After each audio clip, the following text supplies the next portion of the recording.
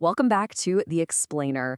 Okay, I am so incredibly excited to have you here today because we are tackling one of the absolute most fascinating and, frankly, frustrating mysteries in modern technology. So, think about this for a second. Today's robots can see with superhuman clarity, right? They can converse with us flawlessly, they can beat grandmasters at chess, but they still fundamentally struggle to do something as simple as holding an egg without either crushing it to pieces or dropping it. It's a completely wild paradox, and today we're going to unpack exactly why that is. So, the crucial starting point for us is this one fundamental question: why don't robots have a sense of touch? I mean, we've essentially solved machine vision. We've got cameras and algorithms that can spot a single face in a crowded stadium in literally milliseconds. But replicating the physical, nuanced sense of touch, that remains arguably the absolute hardest problem in all of artificial intelligence and robotics. It's a massive roadblock that has baffled the brightest minds for over half a century. And to give you an idea of just how long we've been chasing this elusive dream, listen to this quote from AI pioneer Marvin Minsky, written all the way back in 1980. He pointed out the deep irony here. He said, "We already have a device that can translate print into feel, but we have nothing that can translate feel into feel." He was talking about a concept he popularized called telepresence. Minsky envisioned this amazing future where telerobots would completely revolutionize manufacturing and medicine. But he knew, without a genuine sense of touch, that future was stuck in science fiction. To really grasp why this is so incredibly hard, we're going to trace the epic hype cycle of tactile robotics. We'll start with the origins from 1965 to 1979, move right into the foundations and growth phases of the 80s and early 90s, and finally, look at the brutal 15-year tactile winter from 1995 to 2009. Let's start by comparing Raymond Gortz's 1948 mechanical telemanipulator, which was built for handling radioactive materials, with Marvin Minsky's 1969 robotic arm from MIT.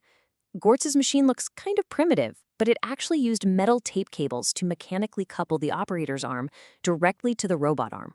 This gave the human operator really excellent direct force feedback. But then you look at Minsky's arm. He wanted it to autonomously stack children's building blocks. But because he didn't have that direct mechanical connection and he lacked any digital tactile sensors, Minsky found that creating a robot capable of just feeling its way through a simple block stacking task, well, it was full of totally insurmountable engineering challenges. And actually, that very failure led to a massive revelation, which we call the Minsky paradox. It's basically the realization that the easy things for us are actually the hardest for machines. Minsky and his colleague Seymour Papert realized that high-level reasoning, playing chess, solving complex math, is something computers can do easily, but the basic, everyday sensory motor skills of a one-year-old human, those are infinitely more complex. Picking up a single block requires an incomprehensible amount of tactile feedback, grip adjustment, and spatial awareness that machines simply do not possess. Which brings us to Section 1, the optimistic 80s, the golden age of hubris. As industrial robotics totally exploded in the 1980s, pioneers like Leon Harmon saw tactile sensing as the ultimate key to automating the entire world. And man, they were wildly ambitious. When someone doubted that people would actually want robots in their homes, Harmon fired back with this incredibly sassy defense. He argued people just weren't thinking big enough, mentioning toilet window or oven cleaning, floor scrubbing, dishwashing, snow shoveling, or diaper changing. The prevailing thought at the time was, hey, if we can just build the right sensors, robots are going to quickly take over every dirty, dangerous, and dull job out there. And the commercial excitement, it was absolutely electric. There was serious money on the line. To put it in perspective, early commercial tactile sensors in the 1980s were selling for up to $4,000 each. Adjusted for inflation, we are talking roughly $12,000 today for one single sensor. Industry leaders genuinely, truly believed that adding touch would blow the robotics market wide open. But then it came the engineering reality check. Researchers initially thought, well, we can just measure the force and torque up at the robot's joints. Easy, right? Nope. They quickly learned this was a massive mistake. Measuring force indirectly up through the joints means you are dealing with delays, structural bending, and friction. To truly control an object safely, they realized they had to put direct, skin-like sensor arrays right on the robot's fingertips. So, an explosion of engineering followed. Engineers literally threw every transduction technology they could think of at the problem. We had resistive sensors, piezoelectric sensors, optical methods using fiber optics, the whole shebang. But notice the glaring issue here. Every single one of these technologies had a critical, crippling engineering trade-off.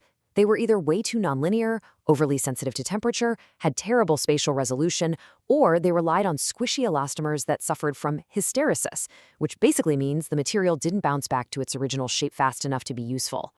With traditional engineering hitting a brick wall, frustrated roboticists had to look elsewhere. So, Section 2. Copying human skin. A biological reality check.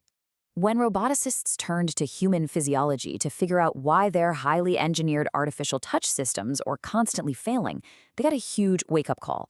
Human skin isn't just a simple grid of buttons. It is a staggering, messy, intensely multi-layered biological marvel. You see, our nervous system doesn't just measure simple pressure. We use 4 highly specialized mechanoreceptors, all at exactly the same time. You've got Merkel discs giving us sustained pressure and shape, Meissner corpuscles to detect when things slip, Ruffini endings measuring how much our skin stretches sideways, and Pacinian corpuscles deep down detecting high-frequency vibrations.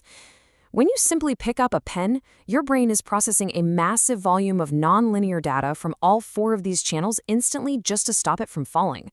And contrasting human skin with 1980 sensors perfectly summarizes the gap. Human biology is incredibly elegant. Because human nerve conduction is actually quite slow, biology compensates by using predictive feed-forward control to literally anticipate a slip before it happens. Contrast that with 80s robotic sensors. Clunky, rigid, single-purpose, and purely reactive. It was like comparing a grand symphony orchestra to someone playing a single kazoo. But researchers are stubborn, and they didn't give up. In the mid-80s, biorobotics pioneers like Paulo Dario heroically tried to replicate this biological elegance. They designed a layered sensor using piezoelectric material to recreate a deep dermal layer for pressure and a shallow epidermal layer to sense gross deformation and temperature. It was an absolutely brilliant concept, but the fabrication roadblocks were immense. Building these complex, multi-layered sensors so they were durable enough for an actual, grimy factory floor proved to be incredibly difficult. And all of this built-up difficulty led us right to the final, sobering act of our story. Section 3. The Tactile Winter and the Crash of Expectations. If you look at research output over time, you'll see a massive, gaping hole right in the middle of the timeline. That is the devastating tactile winter. From roughly 1995 to 2009, research output in tactile sensing completely plummeted. For 15 solid years, the field basically stagnated. The insurmountable gap between biological complexity and actual engineering reality finally shattered the optimism of the 80s. And the failure to invent a scalable, universal robot skin had very real consequences. It terrified commercial industry. Factory owners and investors suddenly realized that automated assembly and delicate physical manipulation were vastly harder than anyone had promised. The industry looked at tasks requiring a delicate touch and basically said, yeah, understandably, we are going to avoid these tasks entirely. And so, they stuck to safe, rigid, pre-programmed motions. I think this quote from pioneer Robert Howe in 1993 just perfectly encapsulates that trough of disillusionment at the end of the 20th century. He wrote, "Contact tasks, where small forces and displacements must be controlled, are beyond the capability of even laboratory robots." The hype cycle had fully crashed. The realization set in that just having sensors wasn't enough. Integrating those signals into actual practical control systems was just a monumental hurdle. Which leaves us with this final provocative thought. At the beginning of the source material guiding our explainer today, the author cites Confucius, "Study the past if you would define the future." We've explored the origins, the massive hype, and the crushing winter of tactile robotics. But today, as artificial intelligence explodes, as machine learning and computer vision scale to absolutely crazy new heights, the big question remains. Will today's massive AI boom finally crack the tactile code? Are we finally on the verge of a tactile spring where robots can feel the world just as well as they see it? It is a truly fascinating space to watch, and I hope this explainer gave you the foundation to understand exactly what's at stake. Thanks so much for joining me. Keep learning, and I'll catch you next time.